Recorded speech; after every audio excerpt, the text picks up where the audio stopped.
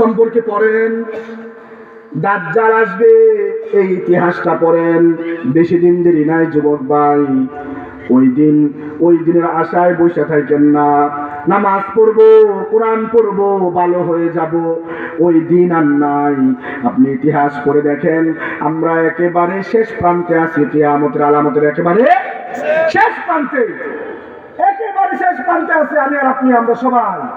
সেই জন্য এখন থেকে চোখ কান খোলা রাখতে হবে।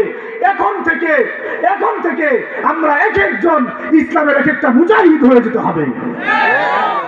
আল্লাহ পাক যেন আমাদের সকলকে ইসলামের এক একটা মুজাহিদ হিসাবে কবুল করেন, সকলে বলে আমিন।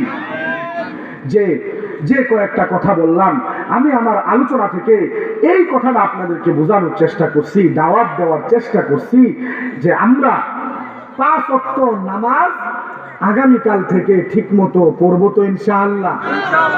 মনে রাখতে হবে, নামাজ ফজরের থেকে এশা পর্যন্ত যেই ব্যক্তি 5 ওয়াক্ত নামাজ ঠিক মতো পড়বে, আল্লাহ পাক তার সারা দিন সারা জীবনের জিম্মা স্বয়ং আল্লাহ তাআলা হয়ে যাবে।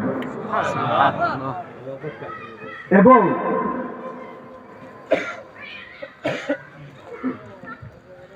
কোরআন শিক্ষা করা, নিজে কোরআন শিখা, অপরকে কোরআনের শিক্ষা দেওয়া।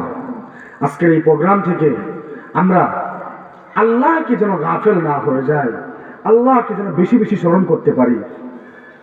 কেমন স্মরণ? আপনার ছোট থেকে ছোট জিনিস যদি প্রয়োজন হয়, 2 রাকাত নামাজ পড়ে মালিকের কুদরতি পায়ে সেজদা করে প্রথমে কার কাছে চাবো? মানুষের কাছে না, প্রথমে কার কাছে যাবো?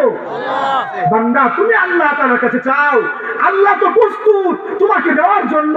আমি আর তুমি তো মালিকের কাছে না চাই, মানুষের কাছে যাই, ভিক্ষার মতো চাই। তুমি আর আমি যদি আল্লাহ তাআলার কাছে চাই, আল্লাহ তাআলার কাছে কোনো কিছুর অভাব নাই, আল্লাহ তাআলা দেওয়ার জন্য প্রস্তুত। সেজন্য আল্লাহকে বেশি বেশি স্মরণ করা, আল্লাহর স্মরণ থেকে গাফেল না হওয়া। আল্লাহ তাআলা আমাকে আর আপনাকে যে নিয়ামত দুনিয়াতে দিয়েছেন, ওই নিয়ামতের কদর করা, ওই নিয়ামতের কদর করে দৈনিক যে আল্লাহ আমার আপনার 24টা ঘন্টা সময় দিল, 365 দিন বছরে দিল, 50-60 বছরের জিন্দেগিতে দিল, ওই মালিকের জন্য দৈনিক 2টা ঘন্টা সময় কি দেওয়া যায় না?